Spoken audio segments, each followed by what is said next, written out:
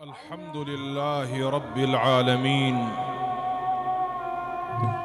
الرحمن الرحيم الملك العليم العزيز الحكيم خالق الإنسان في أحسن تقويم سبحانه وتعالى قضى فأسقم الصحيح وعاف السقيم وقدر فأعان الضعيف وأوهن القويم بين لعباده طريقه المستقيم وبشرهم على لسان نبيه فقال نبئ عبادي أني أنا الغفور الرحيم. على ماذا اتفقنا يا فؤادي إذا أصابك ضر فمن تنادي؟ نادي البرايا وخالق البرايا جل جلاله، نادي خالق البرايا جل جلاله، نادي من ينادي يا عبادي. وأشهد أن لا إله إلا الله وحده لا شريك له، إن ضاقت الحال في عيش تكابده واستفحل الهم وانتابتك أتراح فافزع إلى الله في ذكر تردده إن القلوب بذكر الله ترتاح. كم رأينا من كروب لا انفراج لها حتى رأينا جليل الهم ينزاح فافزع لربك لا تيأس فرحمته للخلق ظل وللأيام إصباح. كل باب وإن طالت مغالقه فإن الصلاة على المصطفى مفتاح. وأشهد أن سيدنا وحبيبنا وقائدنا وشفيعنا وأسوتنا محمد رسول الله صلى الله تعالى عليه وآله وسلم.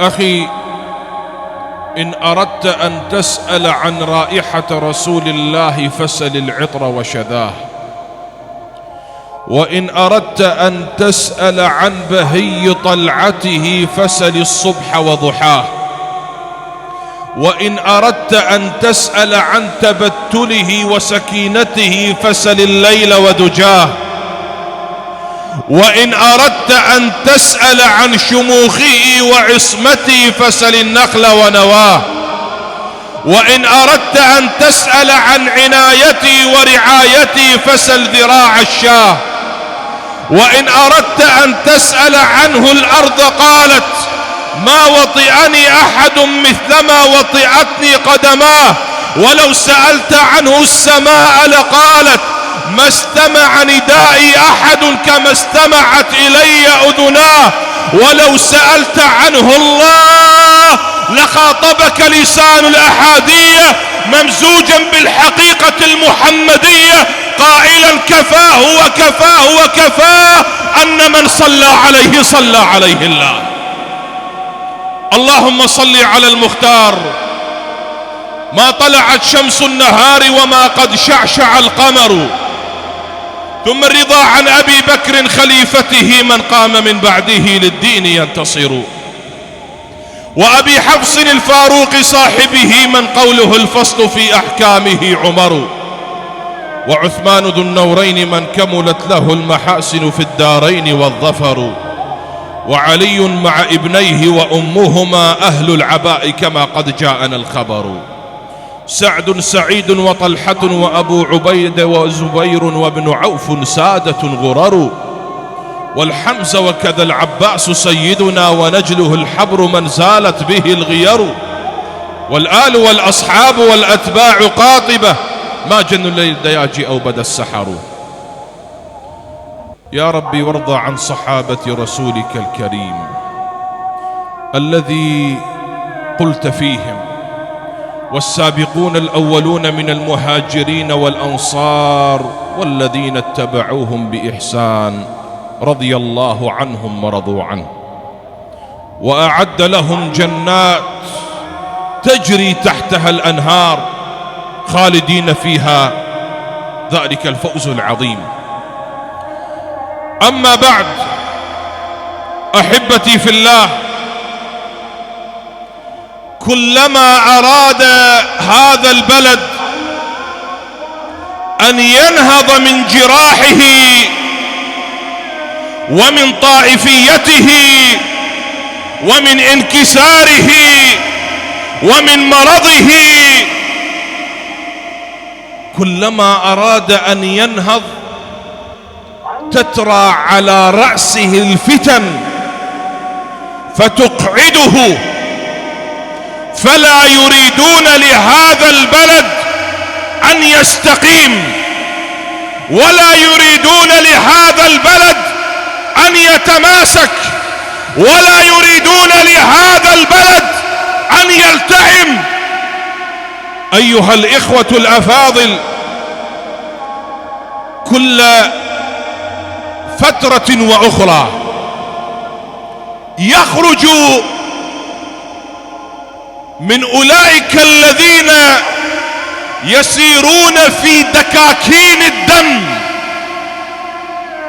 يريدون لهذا الشعب لا يستقر ولا ينهض، وهم عشاق وعطشى في سفك الدماء. يخرج كل فترة من يتطاول على صحابة رسول الله صلى الله تعالى عليه وآله وسلم. وها قبل أيام سمعنا ورأينا وشاهدنا حول مقطع قد انتشر وفيه طعن في حق صحابة رسول الله صلى الله تعالى عليه وآله وسلم بحق سيدنا أبي بكر وسيدنا عمر وسيدنا عثمان. ولكن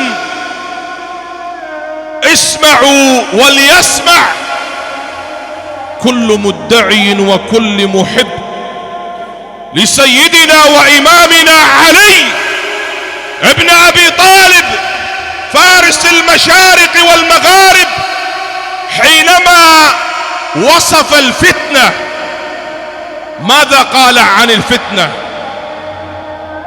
وماذا وصفها؟ قال كابن اللبون، كابن اللبون ليس له ضرع يحلب ولا ظهر يركب. هذا كلام سيدنا علي بن أبي طالب فارس المشارق والمغارب داح باب خيبر الذي وصف الفتنة.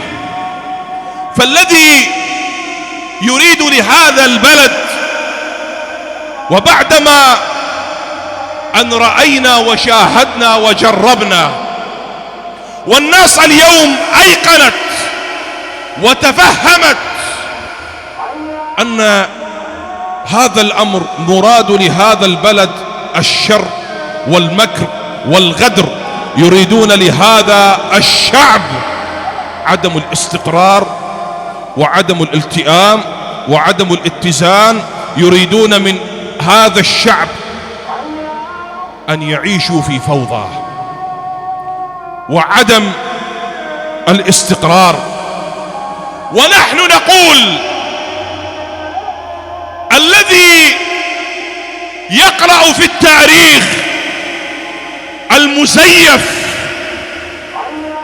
نحن الآن نعيش ربما تحدث حادثة في منطقة معينة أو في بلد ما تسمع 30 أو أكثر من 30 رواية، فكيف يكون بتاريخ المزيف يتم قراءته ويتناقل عند جميع الناس؟ فما كتب التاريخ في كل ما روت لقرائها إلا حديث ملفق، نظرنا لأمر الحاضرين فرابنا فكيف بأمر العابرين نصدق. نعم أيها الإخوة، جاء رجل إلى سيدنا علي ابن الحسين ابن علي ابن أبي طالب رضي الله تعالى عنهم وأرضاهم. جاءه رجل وبدأ يتطاول وينال من سيدنا أبي بكر وسيدنا عمر رضي الله تعالى عنهما وأرضاهما. فصرخ سيدنا علي بن الحسين، علي السجاد الزاهد العابد التقي النقي الورع، قال: هل أنت ممن قال فيهم للفقراء المهاجرين الذين أخرجوا من ديارهم وأموالهم يبتغون فضلا من الله ورضوانا وينصرون الله ورسوله أولئك هم الصادقون؟ قال: لا. قال: هل أنت ممن قال فيهم والذين تبوأوا الدار والإيمان من قبلهم يحبون من هاجر إليهم ولا يجدون في صدورهم حاجة مما أوتوا ويؤثرون على أنفسهم ولو كان بهم خصاصة؟ قال: لا.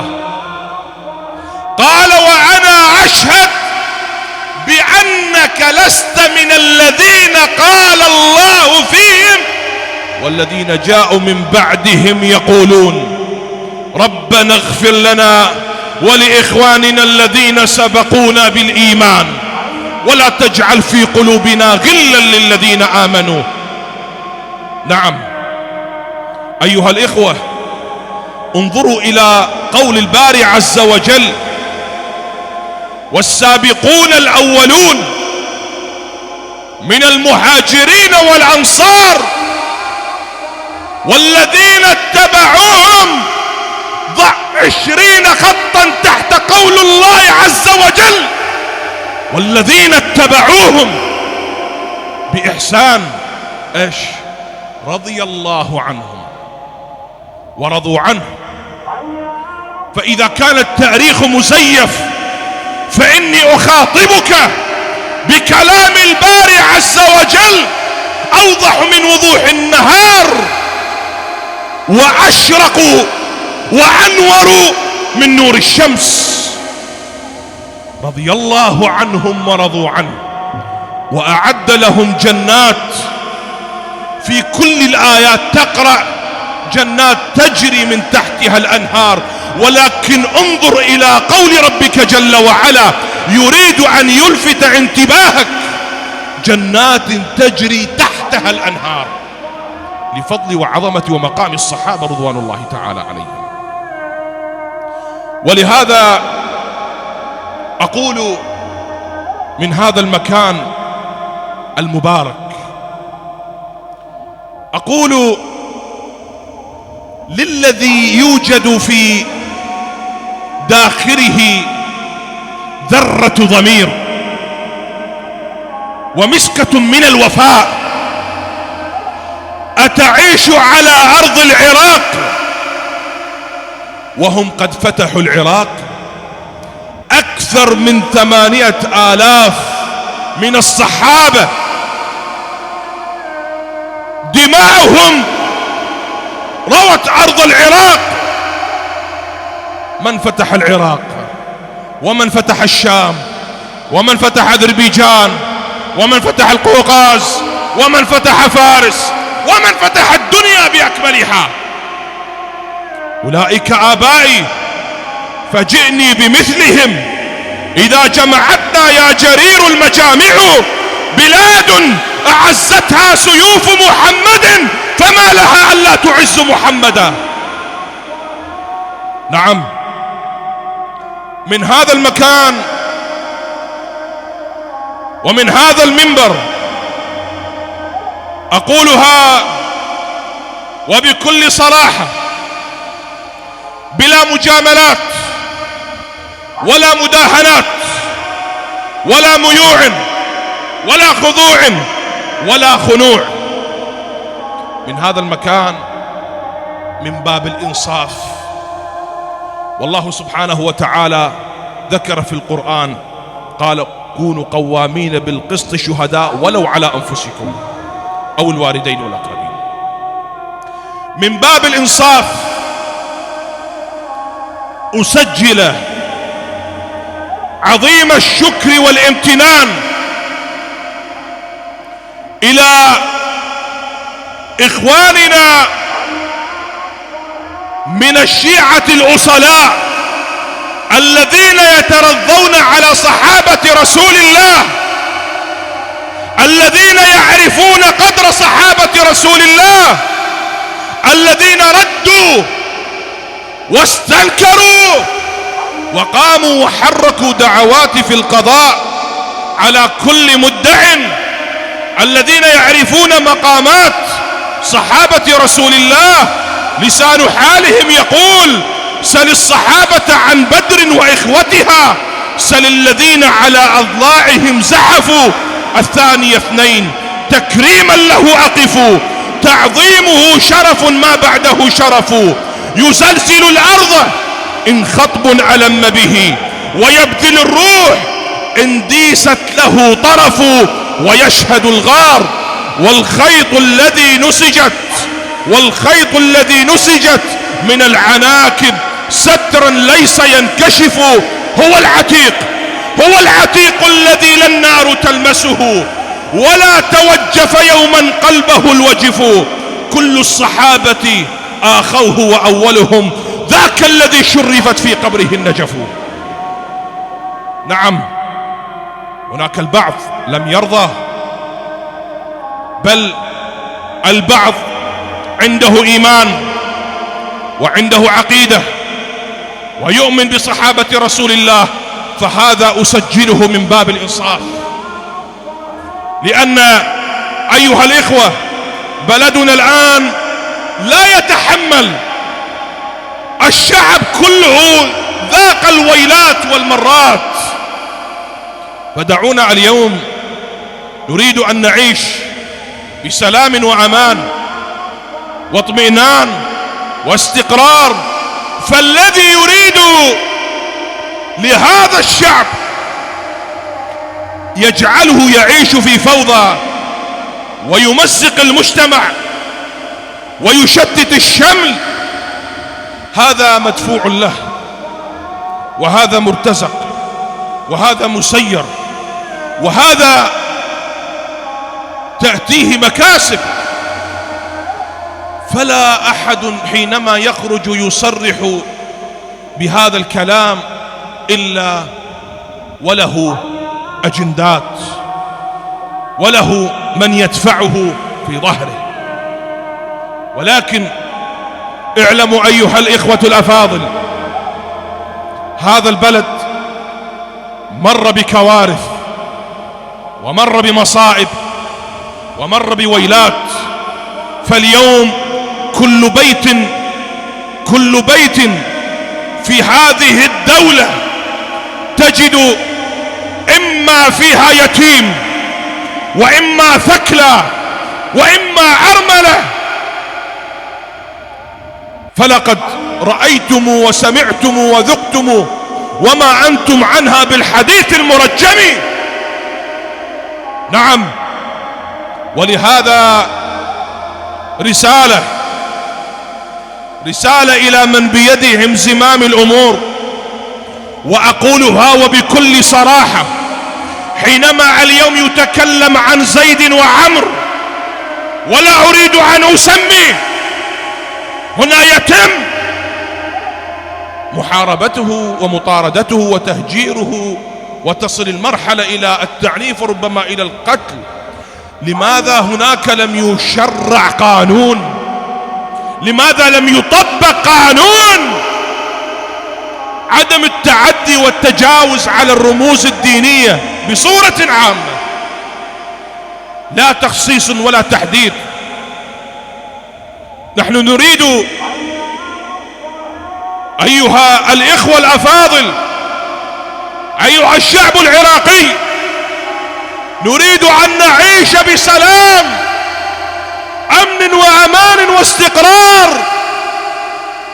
فالكلام فيه من الطائفية وفيه من تمزيق المجتمع لا يؤدي إلى خير ولا يصب في مصلحة من تتكلمون به على المذهب الذي يتمذهب به، لا يجدي نفع ولا يأتي بخير.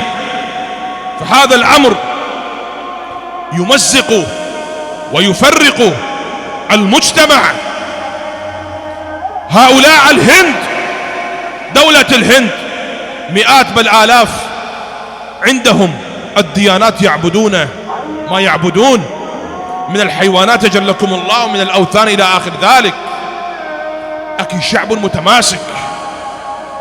ونحن نخاطبكم ونقول أقسم عليكم بالرب الذي نعبده وتعبدونه.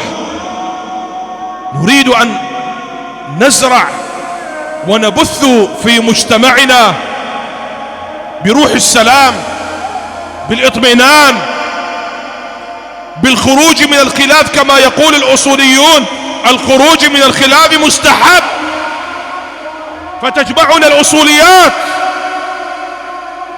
وتجمعنا المبادئ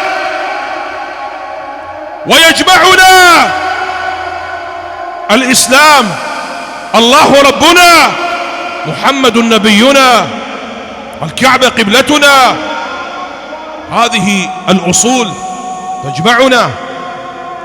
ولكن أيها الإخوة الأفاضل، التطاول على مقام صحابة رسول الله صلى الله تعالى عليه وآله وسلم، أخبر الصادق المصدوق عليه وعلى نبينا أفضل الصلوات وأتم التسليم، قال: لا تسبوا أصحابي، لا تسبوا أصحابي، فوالذي نفسي بيده لو أنفق أحدكم مثل جبل أحد ذهبا ما بلغ مد أحد ولا نصيفه. الله أكبر. اقرأوا قول الله عز وجل: محمد رسول الله والذين معه. من هم؟ الإسلام انتشر ب5 أو 6 أو 7 أو 10 صحابي؟ هل يعقل هذا الأمر؟ قول الله: والسابقون الأولون من المهاجرين والأنصار والذين تبعوهم بإحسان رضي الله عنهم. أتعلمون مقام الرضا؟ أيها الإخوة، أعلى مقام الرضا. الصبر والشكر دون الرضا، حتى حينما يوم القيامة حينما يدخلون أهل الجنة الجنة فيسألهم الرب سبحانه وتعالى: يا عبادي هل رضيتم عني؟ فيقولون: يا رب كيف لا نرضى وقد أدخلتنا جنتك وعفوت عنا وغفرت لنا وبيضت وجوهنا. فيقول الله سبحانه وتعالى لهم، يقول الله سبحانه وتعالى: انظروا عبادي فإني أحل عليكم رضائي ولا أسخط عليكم أبدا. أعلى مقام الرضا. والذين اتبعوهم بإحسان رضي الله عنهم ورضوا عنه وأعد لهم جنات تجري تحتها الأنهار. فنحن أيها الإخوة، وكلكم تعرفون جيدا، نحن من نتكلم ونصرخ وبحت أصواتنا بالدعوة إلى السلم والسلام، إلى الأمن والأمان، إلى الاستقرار، لأننا اليوم نعيش في فتن عظيمة لم نكن فيها أنبياء صلحاء ولا فجار طلحاء. ونحن الآن وبلدنا يمر والشعوب تمر كالسفينة في البحر حينما تسري السفينة والأمواج الفتن تلطمها من كل الجهات فنقول يا رب هذه سفينتنا والموج يلطمه، ربان وحائر أيان يرسيها، يا رب سكنت عندك الجموع راضية أن تنصر الدين يا رباه آمين.